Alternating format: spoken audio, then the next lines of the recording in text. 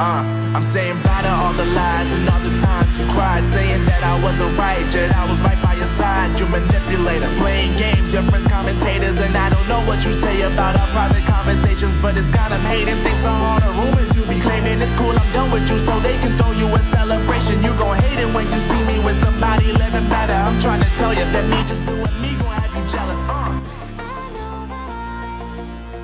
Hello, folks, and welcome back to Chris Wyatt Reports. This is Chris live in Central Pennsylvania. Special unannounced program today talking about the Basic Education Laws Amendment Act in South Africa, which is now law.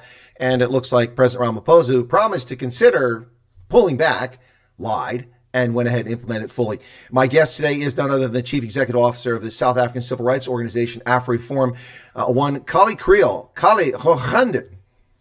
Nee, Chris, is goed om weer met jou te gesels. Alles wel?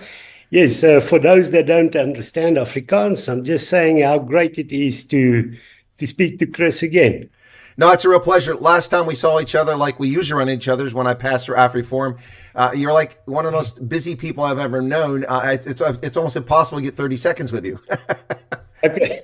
No, I'm glad if it looks like that, then at least they won't fire me. There you go. There you go. All right. So listen, for the audience, those outside South Africa, there is education law in South Africa, and the way it's divided up, different laws. And this is an amendment to an existing law, which I think the most recent was like 2006. I could be wrong about the date, but this amendment went through, and it was widely opposed by civil society. There are a lot of public comments about this, I think hundreds of thousands, if I'm not mistaken. And there's also an agreement at the last minute when this was signed by the President Ramaphosa.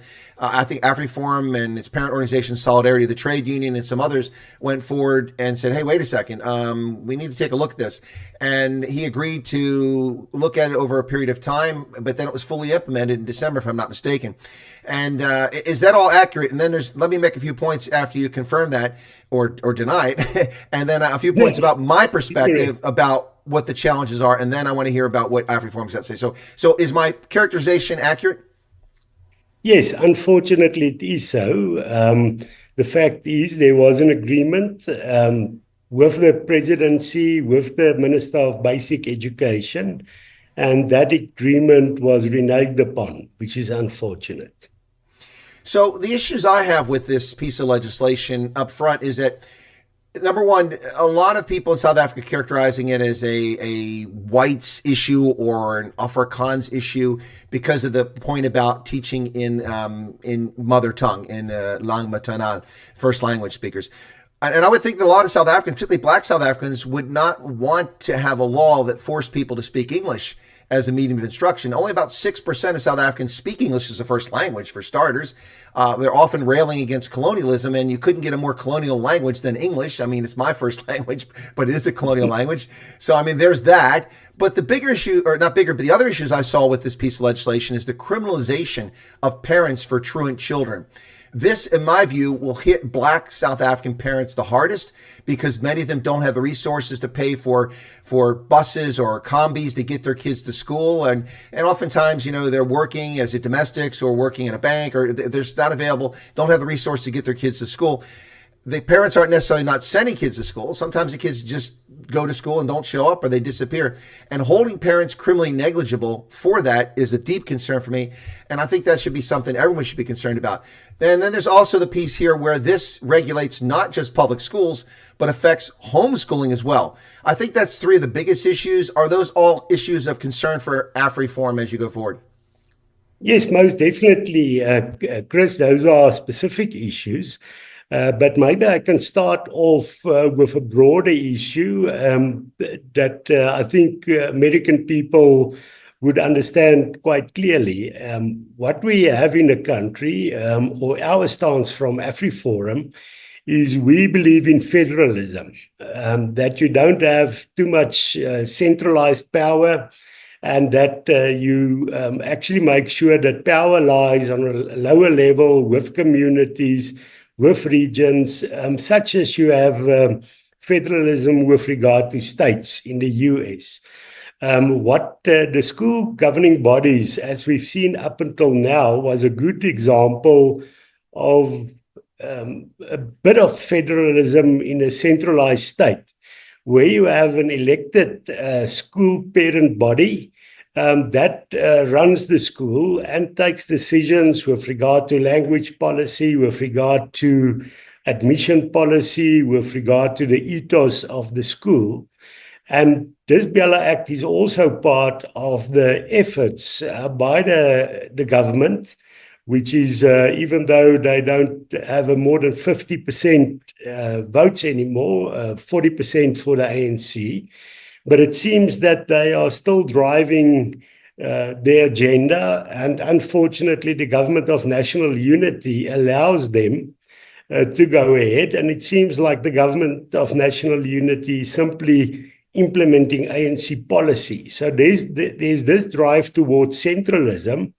And what the BELA Act does is to take away powers of school governing bodies into the centralist government that would now have control over schools. And we've seen the failure of that with regard to Eskom, which was under central control, or still is. And that's why we had Eskom, by the way, is the electricity company that had to provide electricity for the country as a whole. It's under state control.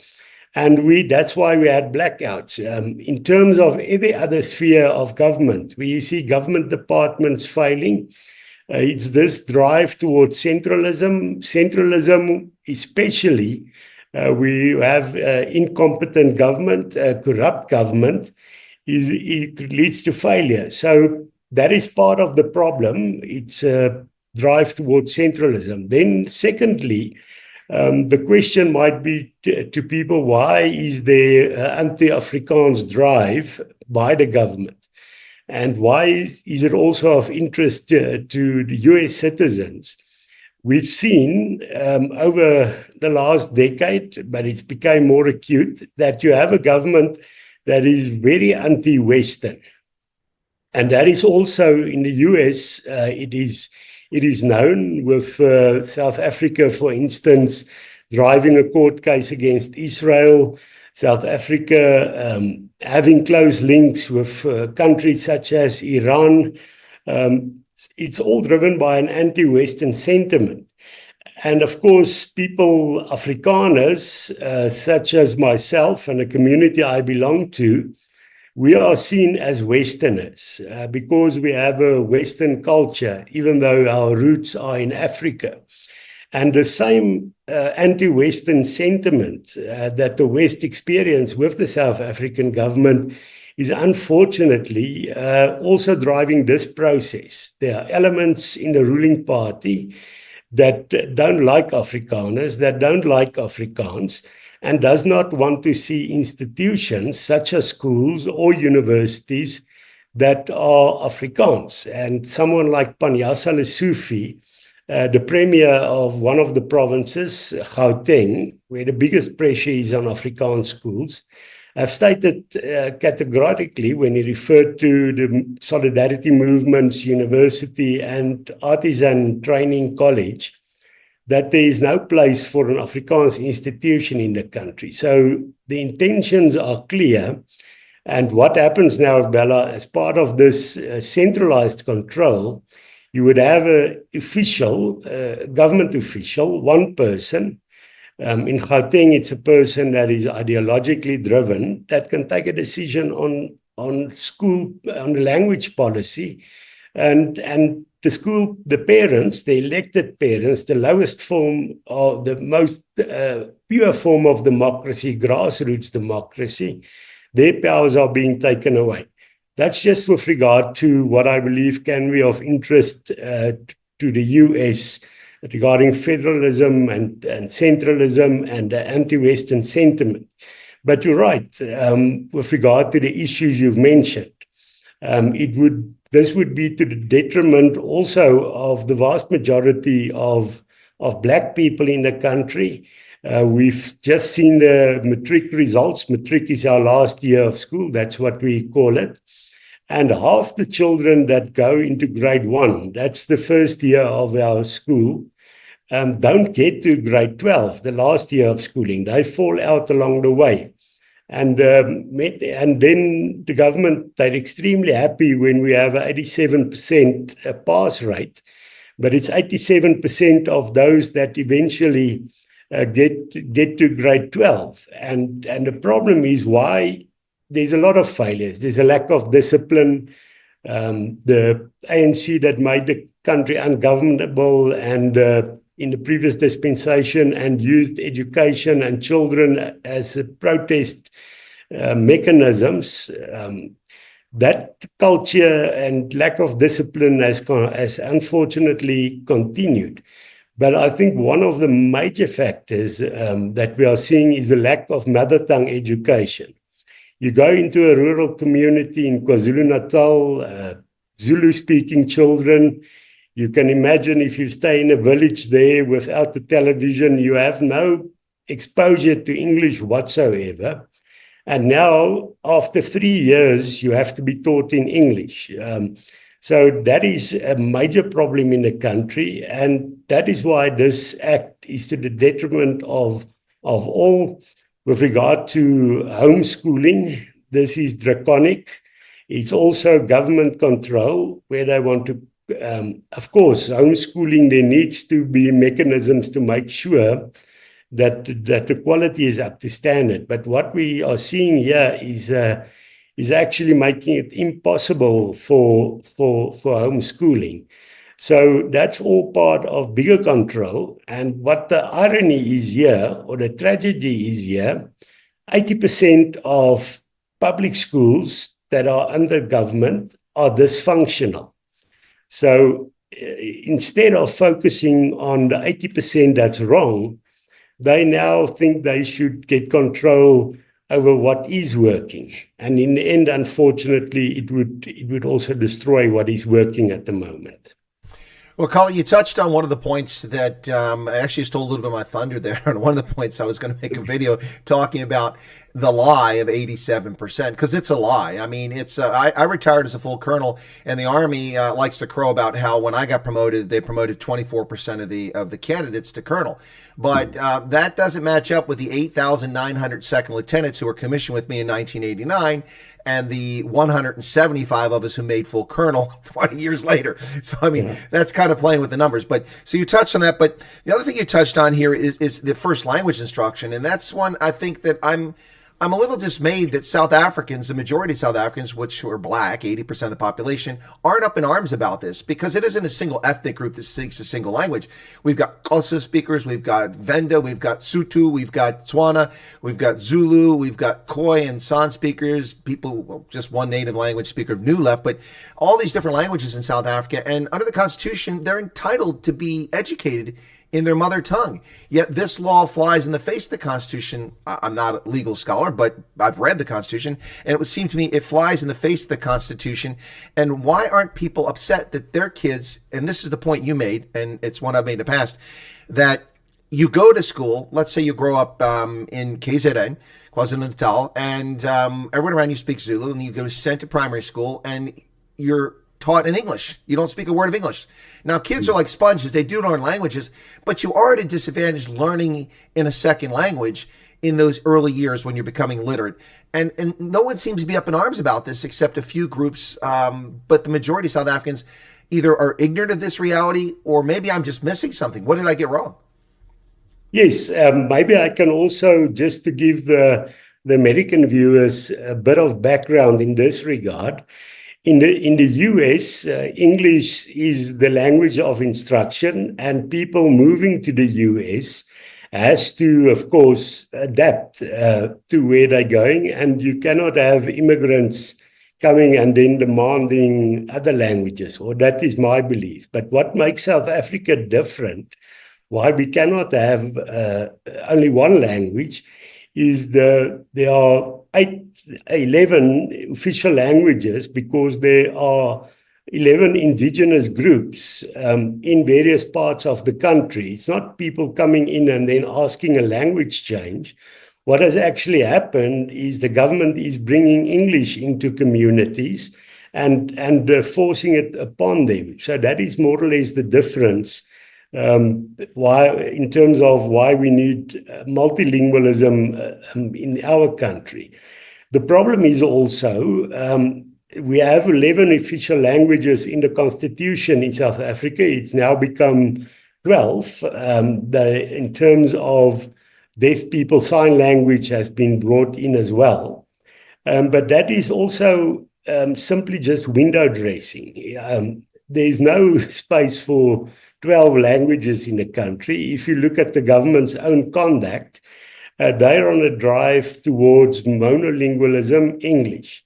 And that you can see in terms of the languages, the language of the courts, actually destroying institutions that had any other language, such as Afrikaans universities. The vast majority of them, public universities, are now English only. Those that aren't are on their way. And because all these institutions are being made English, you unfortunately have people that think the language in which their children would be successful would be English. So that is why there are many black people that actually send their children to English schools, even speak to them English at home because they think that's the language of mobility. But the tragedy with regard to this is that, of course, to function in the world economy, you need to master English. But it does not mean if you educate it in your mother tongue that you won't be able to master English. If you take somebody, the richest Afrikaner is Johan Rupert, and he studied in Afrikaans, but he was then able to function in the international community. So in terms of the research, it's better if you master hard concepts such as maths and science in your mother tongue, and then you'll be able to apply that in English or another language. But what now happens is that the young children that are now has to study maths in English from grade 4. When that's probably when they're 9 years old. They now have to be taught in English, so it becomes a language test and not a maths test. The same with science. And they're never going to catch up. In the end, they might be able to speak English, but they won't have the knowledge. And that is why we also have this issue in the country. It's not a jobs shortage, it's a skills shortage. And why I say that, the joblessness you see are people that do labor that don't have any skills, and they are equipped for the old economy. They are not equipped for the modern economy that is a knowledge-driven economy. And you will continue to see South Africa being a poor country as long as government is trying to centralize everything and trying to force everybody to be taught in English. So that's a recipe for disaster that has now been continued by introducing this BELA Act. What I find fascinating, Kallie, is this seems to be a piece of legislation. I know why it's there. It's because most of the ANC are communists. They like state control. They want to tell you how to live your life. But it seems to be a bill in search of a non-existent problem. Local school boards were handling matters fine. Meat of instruction was established. Although, to be fair, the government should have spent more time establishing primary school instruction in Zulu and Xhosa and all these other languages. Yeah. That's an area they failed. But the real issue here is the schools themselves. I mean, until recently, we still had 3,000 plus schools with pit latrines. We've had 4 children suffocate in feces over the past decade by the negligence of the ruling party. We've got, as you mentioned, and that's the story that it rips apart the lie about 87% is that, and we have 1 million first-year learners who just started this week in South Africa, their first day of school ever. And 12 years from now, there won't be 1 million people standing up there graduating, and whatever they claim the matric rate is, it won't be that high.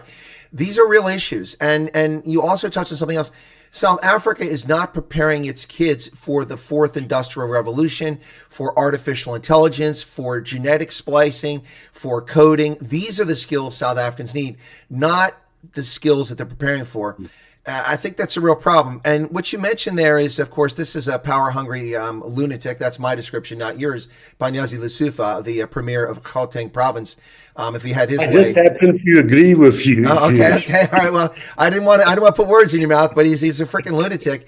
And he envisioned himself as the next leader of the ANC, which is not going to happen. But there might not be much of an ANC left for him to lead. But he envisioned himself that this guy, as he's openly hostile, and look what happened in the Pretoria High School for Girls situation, in which these prefects had committed no offense, and they were targeted by a group of black students intentionally. We find out after investigation, and they intentionally set them up. And then the immediate reaction was they were suspended as prefects, suspended from school with no hearing, no investigation, which violates all the standards of the education department.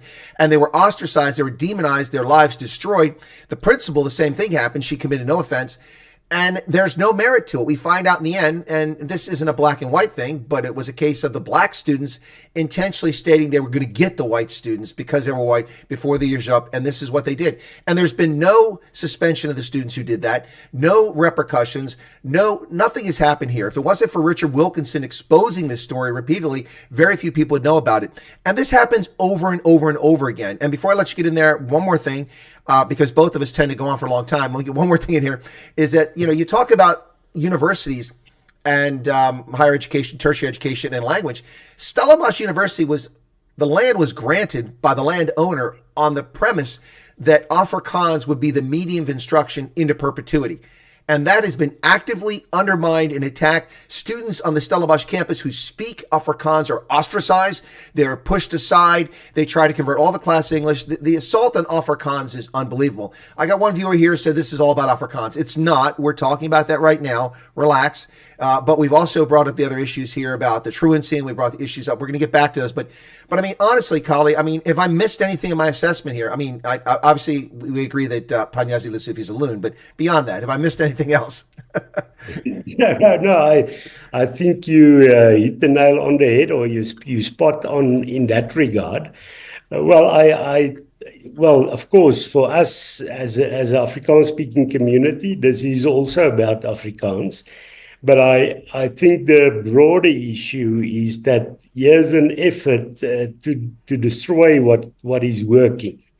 And I try to understand this. If under somebody like Panyazi Lesufi that you've mentioned, we've seen he was the MEC, that's the provincial minister in Gauteng for education for 10 years. After his term, there were 9 less schools than when he started in Gauteng, but there were 340,000 more students in Gauteng. So you can imagine what pressure is on schools to take in children if there are less schools and more children. It's a basic issue. And if that happens, you get bigger classes, and that brings a situation where the quality of education is deteriorating. So because of his own failure, he now has to get another scapegoat. And for him, the scapegoat are Afrikaans schools. He's arguing that they prevent access to quality education. Afrikaans schools are less than 5% of the schools in the country. So you cannot think that 5% of schools, bigger access, because black people have access to Afrikaans schools. There's not one single exclusive Afrikaans public school in the country. But those 5% won't solve the 80% dysfunctional schools. So if there is a real barrier to access to quality education, it's the government, and specifically someone like Panyazi Lesufi. Afrikaans schools, and this issue is then also used to try and hide the real failure. And I think that also drives this process, unfortunately. Well, it is interesting what you're talking about there. You mentioned that just 5% of schools are Afrikaans median schools in the country, yet 13% of the population speaks Afrikaans as a first language. And of course, the largest group of South Africans who speak it aren't even white. They're colored South Africans, by nearly double the number of colored South Africans who speak it as a first language. And what's often lost in this is that there are approximately 800,000 first language black South Africans who speak Afrikaans, and somewhere around 180,000 Indian South Africans whose first language is Afrikaans. I got to be honest with you, Kallie. I was at Gold Reef City, and I was getting out of the car one day, and I heard this conversation. It sounded like some serious, Koestelery, Leon van the West Transvaal accent, echte, boer, out there. And I turned around, it's a bunch of Indians from Gauteng. No, I think that's exactly the point. The government, because it is unfortunately racially driven, now tries to make the language issue a racial issue to fit their agenda. But I must, we are speaking about many of the negative things that we are seeing in the country. But what I can say is that 80% of people in this country, of all communities, simply want a future for their children. And on grassroots, there are good relationships between normal people. But what you have is the small group of political elites that are driven by a racial agenda. And I think what we need to make sure is that they don't succeed in polarizing the country up until or down to grassroots level.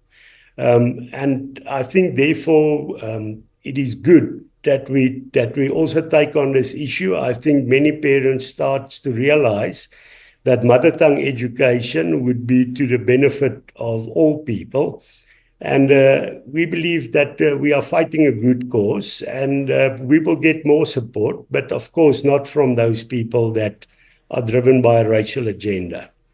Well, I would add one thing to your comment about a small number of politicians. I would argue that it's not simply a small number of politicians in South Africa. It's also the legacy media as well as social media trolls whose main mission seems to be racial division and not unity. The average South African, whether that I've met throughout my decades being a South African, whether it's a Tswana speaker or a Sotho speaker or a Zulu or Xhosa or an Afrikaner or Portuguese, they just, as you said, want to live in peace, raise their family, have security, and worship the way they choose to worship, and get on with life. And I'm sure most of them want a Samsung, and a smartphone, but basically that's what people want. It's not about the other things. All right, so you took to a positive there. Let me ask this question because I haven't found it. So, but then I'm not an expert in education law. So, is there anything positive in this amendment that just came out? Is there anything from it that AfriForum thinks is maybe a good idea? That's going forward.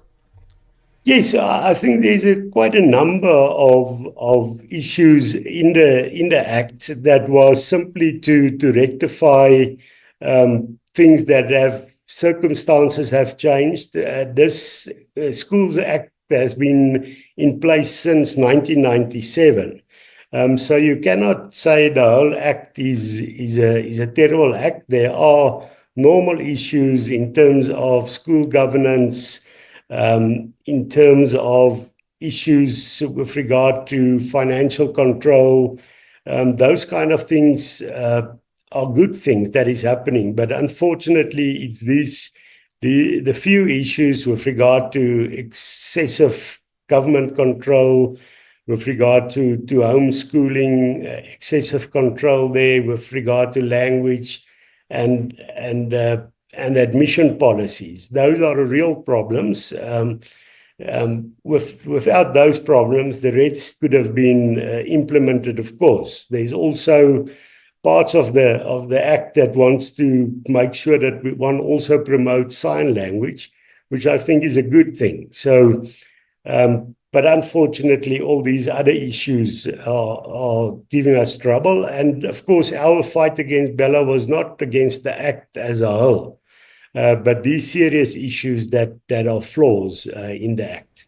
Well, I think it's an important point to bring up. That's why I asked if there's anything positive about it, because we were talking about all the negatives. But listen, I got to be honest with you. I do speak 6 languages of varying degrees of proficiency, and I've been trying to add a 7th one. I've been going back because I watched it live at the time, but I've been going back to Madiba's funeral, and I'm teaching myself South African Sign Language. Yeah. You shouldn't let that person teach you. Oh, good Lord! He's as fluent in sign language as I am. Oh my gosh! I mean, how did they think they would get away with that? Sign language. There are some universalisms in sign language. There's some things in American Sign Language and South African that are similar, and there's no way that people around the world watching that weren't going to know that was a fraud. Yeah. Oh my goodness! Okay, so let's go back to federalism here, since we mentioned there are some good things in the bill. Now drawing a line from one, cause and effect, it isn't as simple as that. But I will say that when the Department of Education was created in 1979 by James Earl Carter, who just passed away, our 37th president, if I recall correctly, but when Carter created the Department of Education, the idea was to improve educational outcomes in America. Educational outcomes in America have fallen off a cliff since 1979. The standards have been dumbed down, just like they are in South Africa. We didn't talk about that, 30%.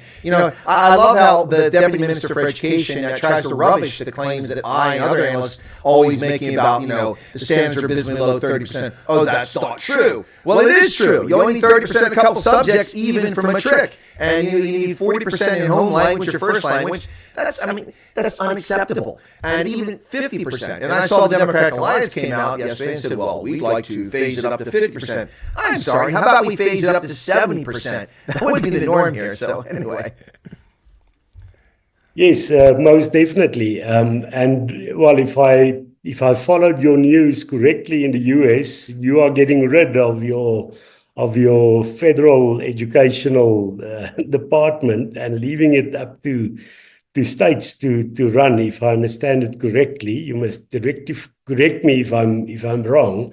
But that is exactly what we want to see, that the decisions with regard to children lies with the community where those schools are, especially the parents in such schools.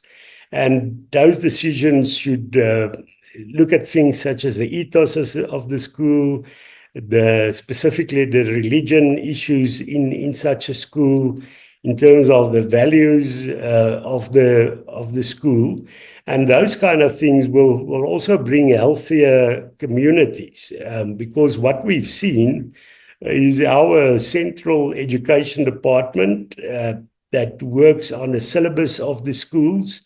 They have also become woke, if I can unfortunately state that. Transgender issues coming into the schools increasingly, in terms of bathrooms, gender neutral bathrooms. So those, we behind the US in terms of these cultural wars going on, but it's also it's starting to grow in the country, and it's being made easier by this central government control. If you look at the population of South Africa, there's a survey called the World Value Survey that is done across the world.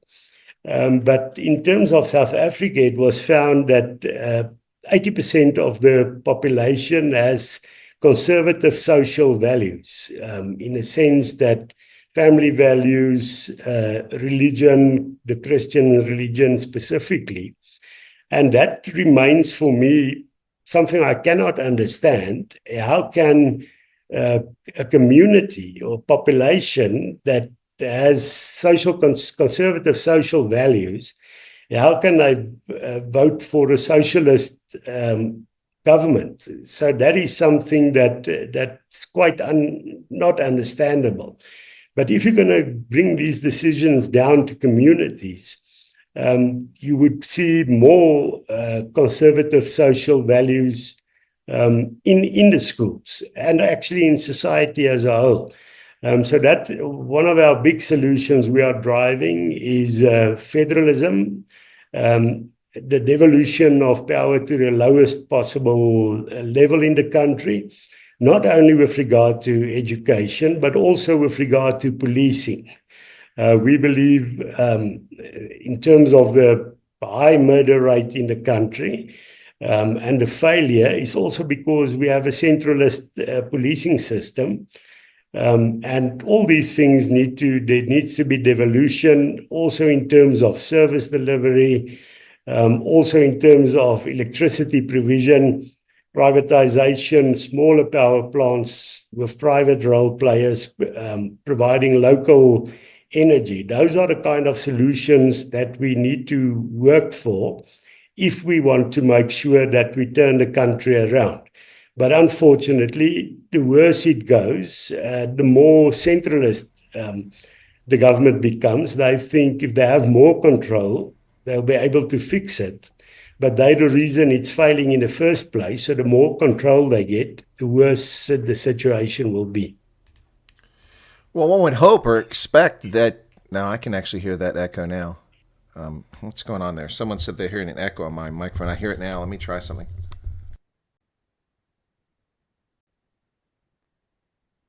Like you must tell me if it's on my microphone. No, your microphone is fine. Okay. Yeah. So, all right. I've done several things here, but my mic was fine. Then it was off, and so something going on here. But hopefully, it will be fine. Let me sit back away from my microphone a little bit. Maybe that'll help. I talk loud enough. I don't need to be on top of it.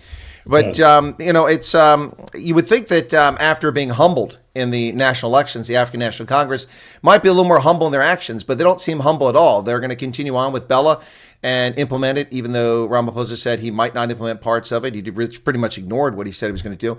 National health insurance is still coming. Expropriation without compensation is still floating out there. There seems to be no humility whatsoever to the African National Congress and their governance, and no plans to change. I mean, it's I don't know. I mean, if I went from 67 or 69% of the vote 3 or 4 election cycles ago down to 40% now, and quite frankly, that's 40% of the 30% of the eligible voters who actually voted that day. So it's almost no South Africans, Anyway, but there's no humility in them whatsoever. And before you respond to that, the Democratic Alliance made a lot of noise, and I don't want to put you in a spot where you're for or against the DA here, but they made a lot of noise about education, adamantly opposed to BELA. This was a line in the sand. That line in the sand got blown away very quickly once they joined the government of national unity. They're very silent on this. And in fact, the minister responsible for implementing this is a Democratic Alliance member.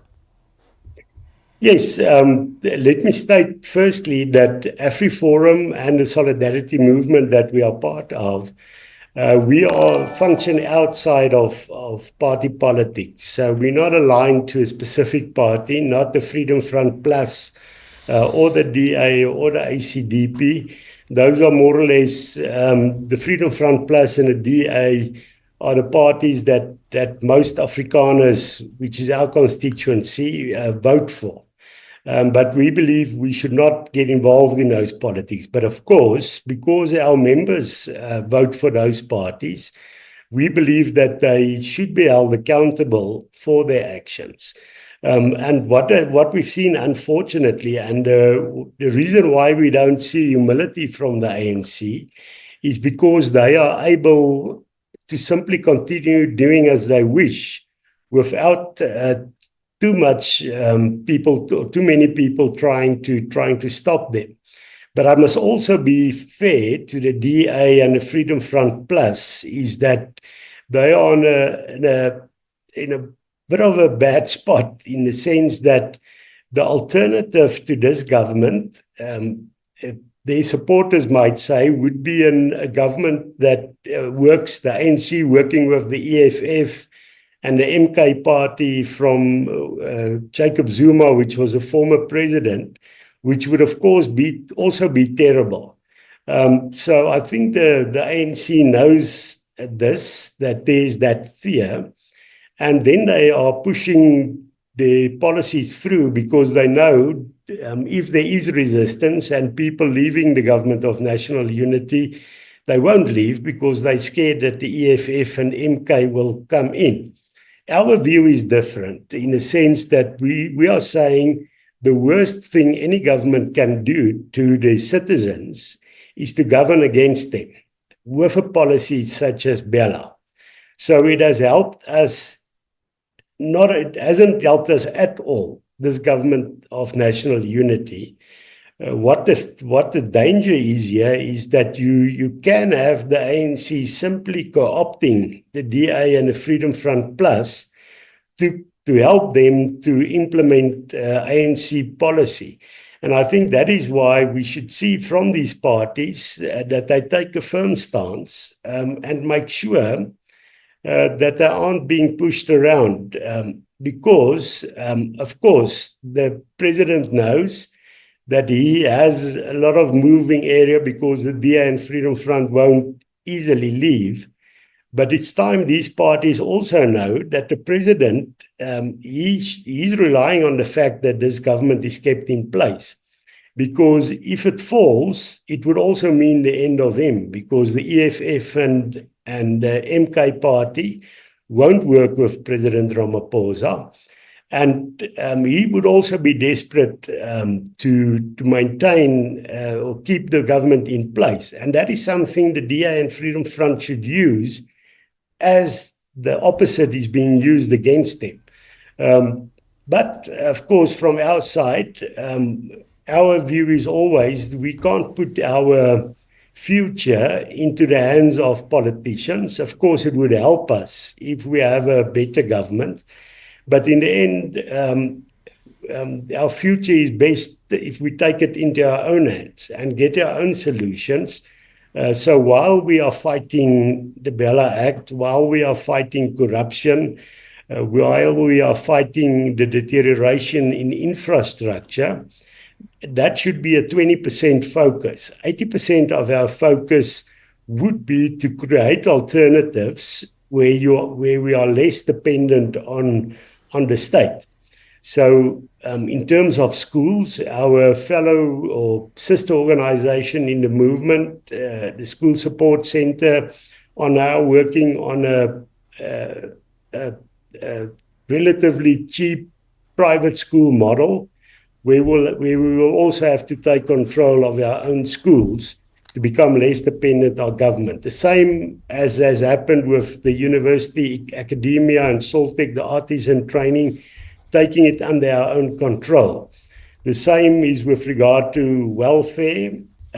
We have to start looking after poverty in our own communities, and therefore the Helping Hand is doing great work as also part of the movement. We have to look after our own heritage.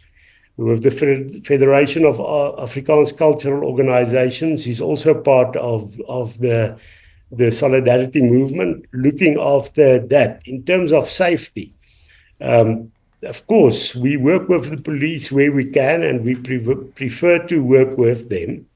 But unfortunately, there's a lack of political will in some cases, or a lack of capacity in other cases.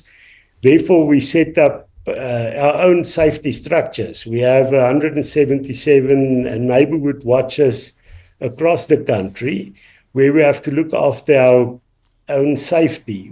We recently started our own fire brigade in Bloemfontein as a test project, and I think people in the US probably can't imagine that you have to fix your own roads. You have to actually provide as much as possible of your own basic services to be able to live a quality life and to be able to bring your children up that you don't bring them up in total chaos. But I'm not complaining. Just that is what is expected of us, but that is the task that we are happy that we are making progress.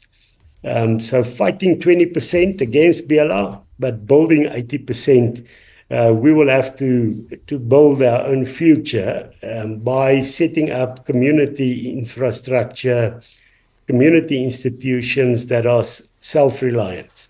Well, I've seen a lot of that up close and personal. For instance, I participate in your community neighborhood watch patrols in Zeerust. We went out, and there was no distinction made between Afrikaans-speaking neighborhoods, Indian. There's actually an Indian neighborhood in Zeerust. I didn't know that. I've been to Zeerust like a million times, but the Indian neighborhood and then actually black neighborhoods. They made no distinction. They patrolled all of them for everybody's benefit.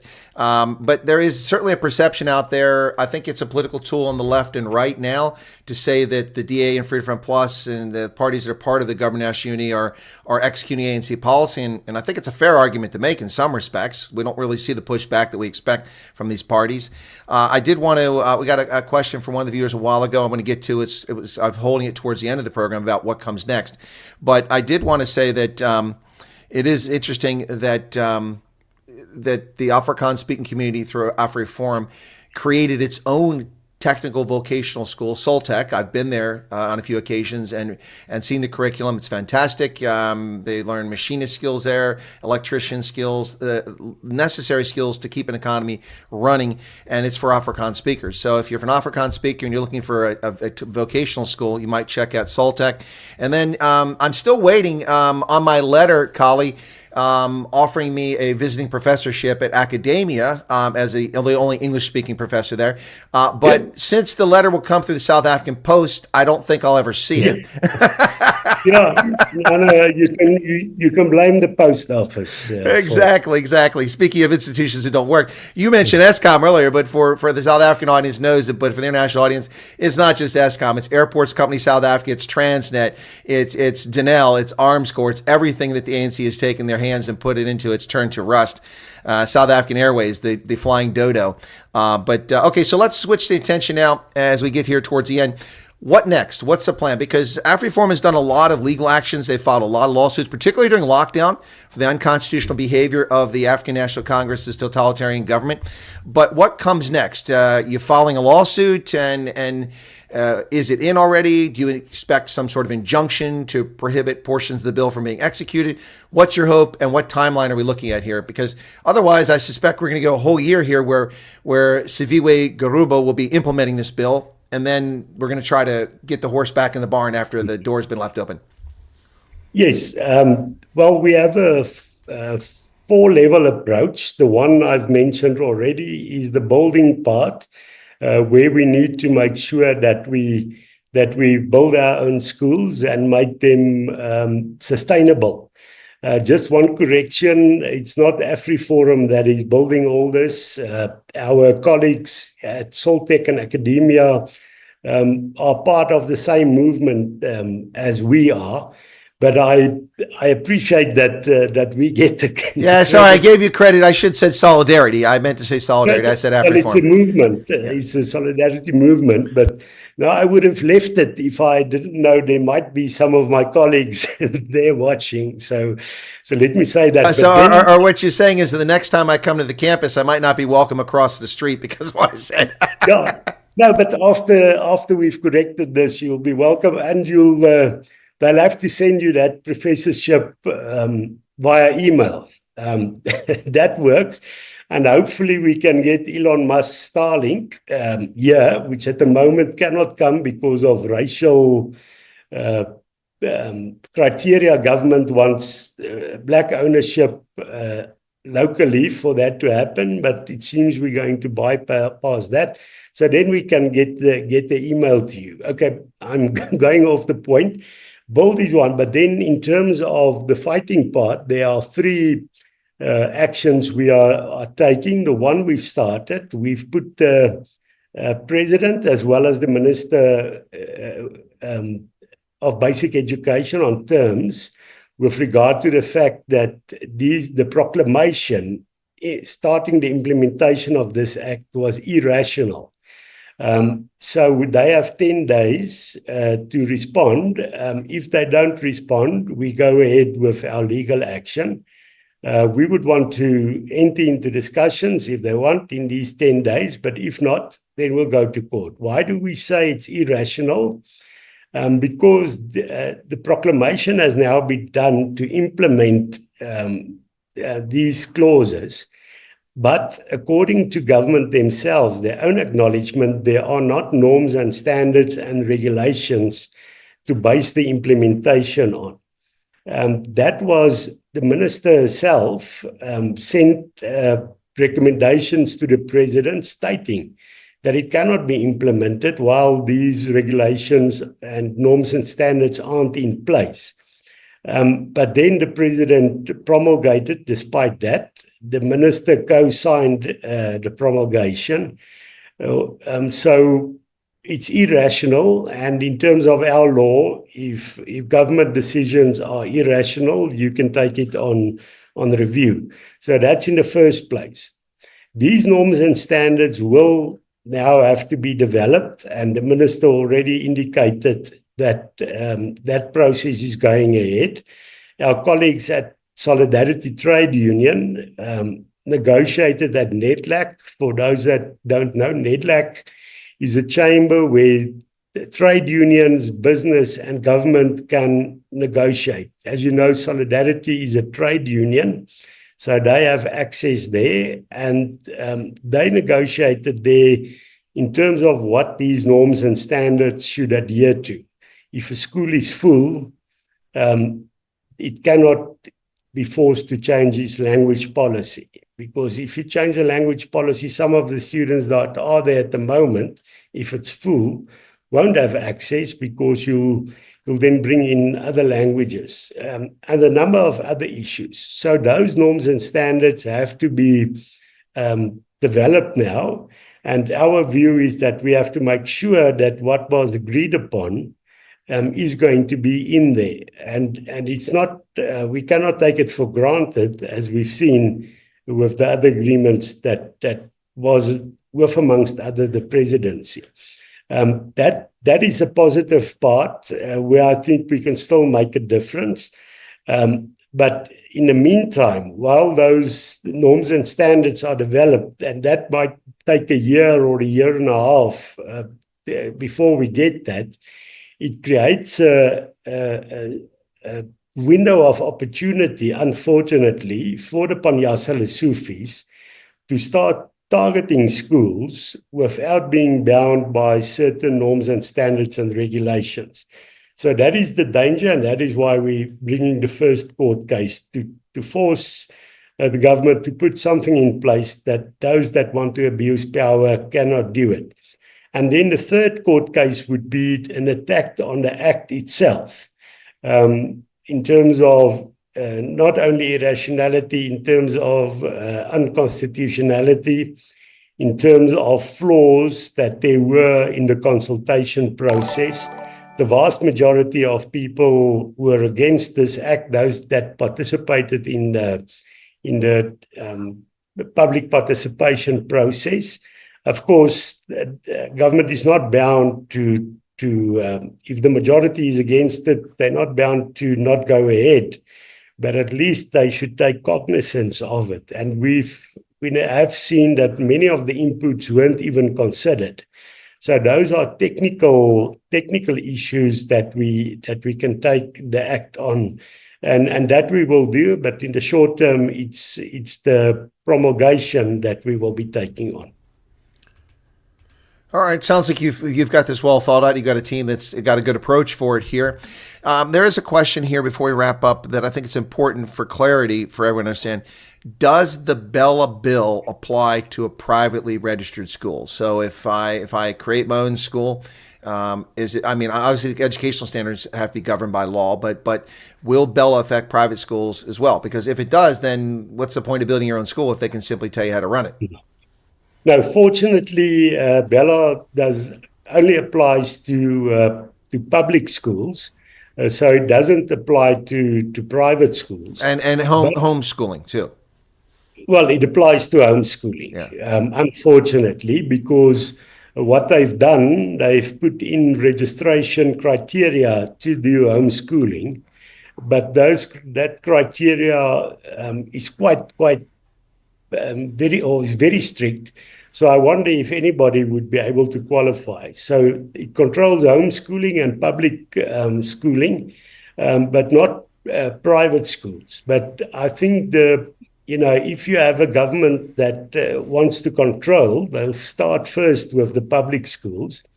And they'll also, of course, now then would want to have as much control over private schools. But fortunately, I think if it is a private school, it would be much harder for them. And if you see in terms of academia and Soltech, it would be much harder for government to interfere there. I'm not saying it's impossible, but I think that it's still a viable route to go with regard to the private schools. And I must say that is not load shedding. I was just going to wonder if the generator kicked on there. No, I'm sitting in my office, and we have this time of 5 o'clock, the electricity goes off itself. So if I run there now, I'm going to be off the screen for a minute. So if you can just bear with me. But I thought maybe this would give your viewers some idea of what load shedding do you need to step away for a second or no? No, if the lighting is bad, the lighting is actually better than it was before. Okay. It can stay off. Well, we'll wrap up here shortly anyway. But there's a couple of comments that came in. So I got to that one, but I did want to mention something. So Arctic, what's that one there? Sorry. He's can we privatize current government schools? No, I don't think you can privatize current government schools. I don't think that's in the offing. That's possible. And then can we stop the ANC from taking the new schools? I don't know what that means by Charmaine. Not if the government plans the schools. I mean, the ANC built 100 schools a year for a number of years there, but they haven't built anything in a decade, or at least 6 years. So I don't think that's the case. Go ahead and answer if you got an answer for that. Yes, I can respond to that. I think, some things that aren't possible now, it doesn't mean it won't be possible in the future. So we are also preparing for what might happen in the future. And, history takes quick turns when people don't expect it. In terms of the electricity problem in the country, if you asked me 10 years ago, would eventually private electricity providers be able to generate electricity, I would have said never. But in terms of the crisis, the reality has now forced that upon government, so they cannot stop it anymore. The same applies to the schooling system. We know that South Africa is economically in trouble. Economic growth is much slower than the population growth. We see these social grants that are given to poor people, and it's more than 15 million people that get social grants, while you only have probably about 6 million taxpayers in the country. So in the end, the financial situation will become unbearable.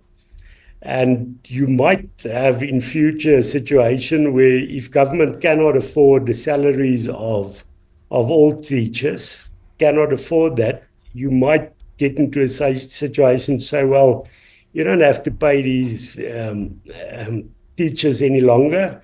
Let us go on. So that's a long shot, but those are the kind of things that can happen. Another thing is, before the new dispensation in 1991,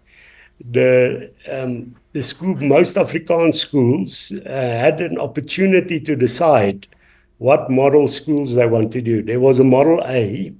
If you chose that, you could become totally private. And there's a Helpmekaar College in Johannesburg that went that option. But most schools did not take that, but you cannot necessarily blame people because school fees were very low and you had to have this huge jump if you wanted to go that route. From that time, school fees have grown, so it won't be that big a jump to become a private school. But the Model C schools, which most Afrikaans schools chose, are the government still paid 80% of the costs. School fees have come up. Less than 50% is funded by government at the moment. But those schools receive property rights in terms of the infrastructure, in terms of the land. But the government, in the process, when they scrapped Model C, then also took the property rights away. And we are busy with a test case because that's expropriation without compensation. So to see if but that's also a long shot, of course, but if we can win that and you can at least get property rights on schools, it would, or the land and the infrastructure, it would make the road to privatization much easier. Well, the model is a bit different here in most of the states. I'm sure you're probably a little bit familiar with, but I'm not sure everyone in the audience is. So, for instance, here locally, as it is in much of the country, the education is handled at the local level. It's very federalized from a standpoint that while there's interventions from the national level and from the state, which sets the standards in each state, the school boards are run locally. People run for office locally. They make the decisions. We just recently had 2 issues in a local high school where someone wanted to introduce a satanic club as part of the student activities. And that went before the school board. And I don't recall what the result was. But then there was an issue and I actually went to the school board meeting, even though I have no kids in the school there, but I do pay taxes. In which they were debating about transgender using bathrooms, and that was defeated by the school board, and so it's not taking place here because it's handled locally. But beyond that, the funding for our schools is overwhelmingly normally comes from local sources. So we, through our outrageously high property taxes, pay for these kids to go to school, which means that those who are retired, or those who don't have kids in school anymore, or the kids who are grown up, are paying for other kids to go to school, which philosophically I don't have an issue with, Kallie, because we as a society have a responsibility to educate, inculcate the next generation throughout our lifespan so that they enter the workforce and can contribute to the workforce as a functioning member of society. So I'm not a socialist, but it is a social good that's a way to fund it. What I find particularly nauseating is in Africa, school fees apply. Why does anybody have to pay school fees to send their kid to primary and secondary school education to become functionally literate and able to function in society? That should be paid for by the citizens through the state or local level, something like that. But I have experienced throughout Africa, parents struggle to get every penny they can to put their kids into school, and the quality of the schools varies. It doesn't always correspond very well with what the fees are. It depends on the institution and the people that run it. So I've always found school fees to be offensive, but that's a personal view. I don't know. It's a bit different, but you were talking about federalism earlier, and our model is very much in the Federalist model. Yes, of course, we also pay taxes, but what happens with those taxes? You see corruption, you see mismanagement, and in the end, there's not enough money to fund these schools. And the problem you then have is if you don't pay school fees. There are no-fee schools in the country, but those are the schools that don't work. So what many parents have done, especially parents that are focused to make sure that the schools are successful, the parents become involved. They pay more, they pay school fees, high school fees, just to make sure that their children get a quality education. So they choose to pay school fees, but the situation forces them to do so. But the same applies actually to all spheres of our society. You pay taxes to keep the police working, to make sure that you are safe. Then it doesn't work. Then you have to get private security. So you actually tax double on many spheres. You tax double in terms of school. You pay for tax for school, but then you have to pay yourselves. Security is that way. The same with regard to medical care. You pay taxes, but you cannot go to a public hospital and think you're going to get decent treatment there. So then you've got your private medical care that you pay again for, and you have private hospitals.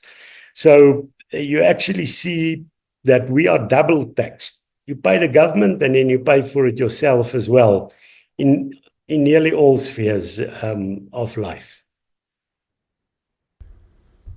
It's interesting you say that because it's funny how some things are. You talked earlier about AfriForum coming up with a test case in Bloemfontein of its own fire brigade or fire response. Here in America, traditionally, that's something that's actually been not funded by the state, but by communities locally and through volunteer donations. So, for instance, we don't have professional fire. Well, I mean, they're trained, but they're not paid firefighters locally. It's volunteers. and you have to go through the training, and you've got to pay for that, or the fire department pays for it. And they raise money through fundraisers and donations, but there's no taxes to pay for it. It's all done voluntarily. Although, unfortunately, in America, that's a system under strain now because Americans aren't volunteering for anything anymore, anything. So that's a problem. So that's ironic. But when it comes to taxes, so in South Africa, you would talk about rates. You pay your rates. In America, we have income tax, that's federal, state, but we have local taxes on property.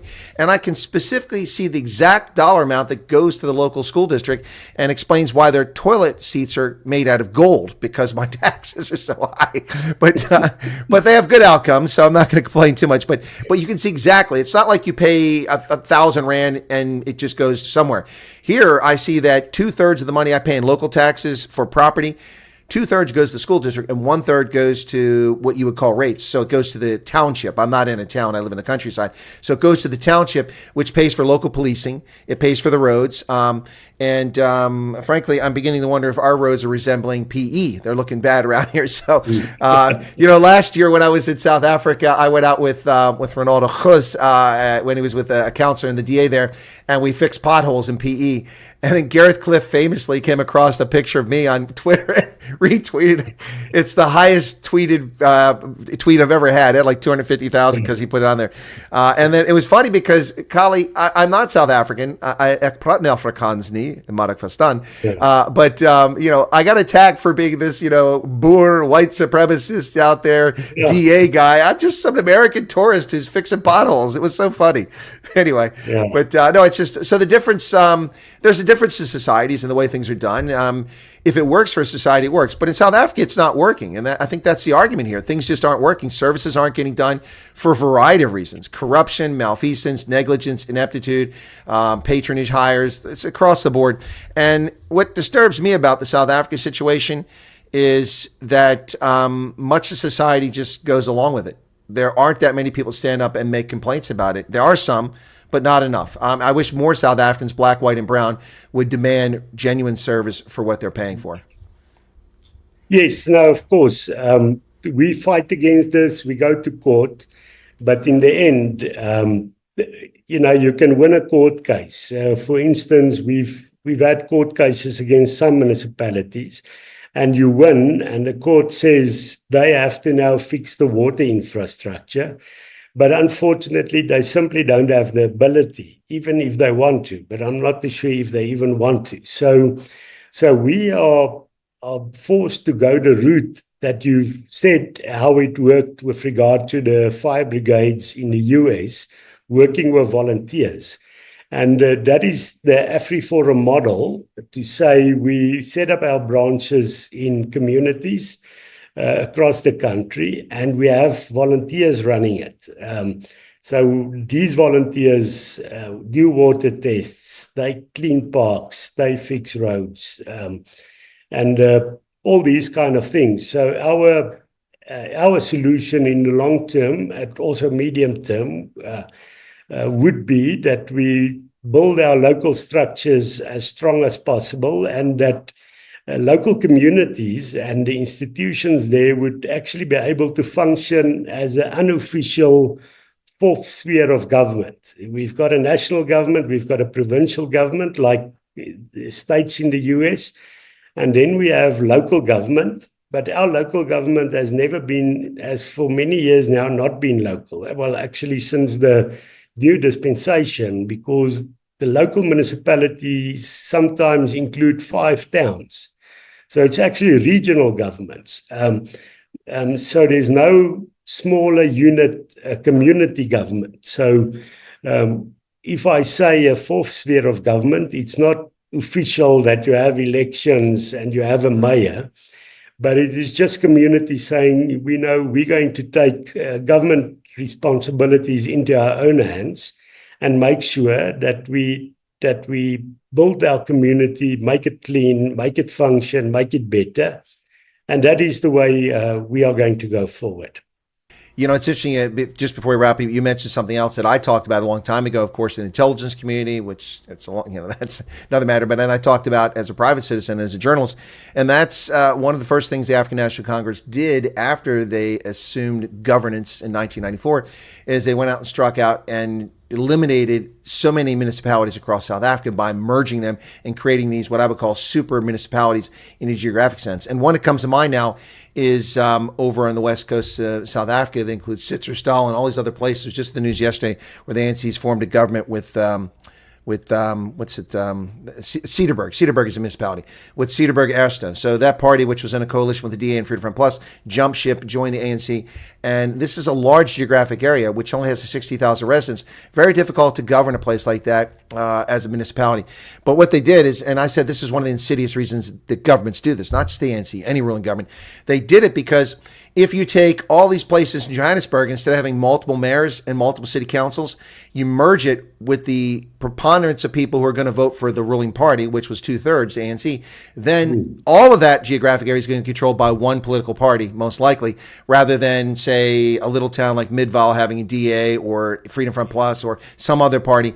And then the really bad part for governance for South Africans is that instead of these opposition or smaller parties getting experience in government, at the municipal level and at the provincial level, they're kept out of it for a long time just because of sheer numbers. And then when they do get into power, kind of like the movement for democratic change in Zimbabwe, you don't know how to govern. You have no experience. And, you make mistakes. So it's, anyway, but it's a whole other story there. I digress. But all right, so we've covered a lot of ground here, Kallie, on a Friday. Very generous of you. Bye, donkey, for your time on a Friday. I'm not trying to rush you off, but it is Friday, and I'm sure somebody's already fired up the braai somewhere. So you got to get to the braai. But we've covered a lot of ground about this BELA bill, and then what comes next with the BELA bill, and the implications not just of first language, but also of the truancy for parents, and the other issues, the homeschooling and such. You've also touched on a lot of the things that AfriForum is doing, such as community safety. One thing we didn't talk about is mowing lawns. Apparently, you're not allowed to do that, but then instead the city of Tshwane will just pay people to do it for money they don't have when it was being done for free. But that's a whole other story. But basically, it sounds like there's two things in play here when it comes to AfriForum. And if I mispronounce them, my apologies. And that is self-bestuur. That's one of them, self-reliance, if I can say that correctly. And then another, of course, is a famous phrase, "Mboa Makumplan." So I think that's accurate for what's going on with your community there. Anyway, so Kallie, I'm going to give you a chance for any final thoughts or words you might want to leave people with here. If you got something hopeful or if you got some criticism, you're welcome to lay any of that out. But I always give my guests a chance to get a final word in here. So I'll give you a chance to get that. The floor is yours. Yes, I think from our side, what we always say to people, if you become despondent and you say, well, nothing can be done about it, it's actually a self-fulfilling prophecy. Because if you say nothing can be done about it, you're not going to try to do something. And then, of course, you will just see the deterioration continuing. And what gives me hope for the future, irrespective of all the problems we see in the country, I'm actually more hopeful now than I was 20 years ago. And remember, 20 years ago, the deterioration was not as advanced as it's now. But 20 years ago, we weren't strong to be able to withstand what we knew what would come. And it's not that we were prophets to know and see into the future. What we just did is to look at countries that was under a socialist government and look at what was the outcome. And the outcome is always the same. It's a failing government. It's a deterioration of infrastructure. It's poverty, joblessness. So we knew that would come, but we did not have a lot in place. So we had to build quite hard and fast over the last 2 decades. And that gives me hope. We are now stronger to withstand this and to take our future into our own hands. But of course, that is still the beginning. There's a lot of hard work waiting for us. But I must say, it's actually fun also, if you know that you're not just living a life for yourself. You take that contract between generations, between those that lived before and built and gave you society you have. Then you take up your responsibility and build to make sure that those that aren't born yet, that you would leave the society better and how you've received it. And if one views the world in that way, it's actually fun to, despite all the problems that you see around you, it's fun to be able to make a difference. And that's why I'm so happy that there are more than 300,000 members of AfriForum that are willing to take up that responsibility. And that's why I believe there is hope here on the southern tip of Africa. Well, I think those are great words and great closing remarks, and I have to agree with you 100%. Whenever that day comes, hopefully in 70 or 80 years from now for me, but when I'm passed from this earth. Now you'll have to come and visit me in the old age home then. But Yeah, that would be the really old age home at that stage. Yeah. But if and when that day actually comes eventually, I'm pretty confident that I've left the world a better place based on what I've done already in my life. But I agree with you. If you try to make the world a better place and you try to improve the human condition, then life is a pleasant journey, despite the bumps and the bad things that happen along the way, because you're aspiring to something higher. It's easy to complain. It's easy to be upset about things. And I do a lot of criticism on my channel, but that's because the media isn't doing its job. I try to hold people to account for their failures and their dishonesty, which there's a lot of out there.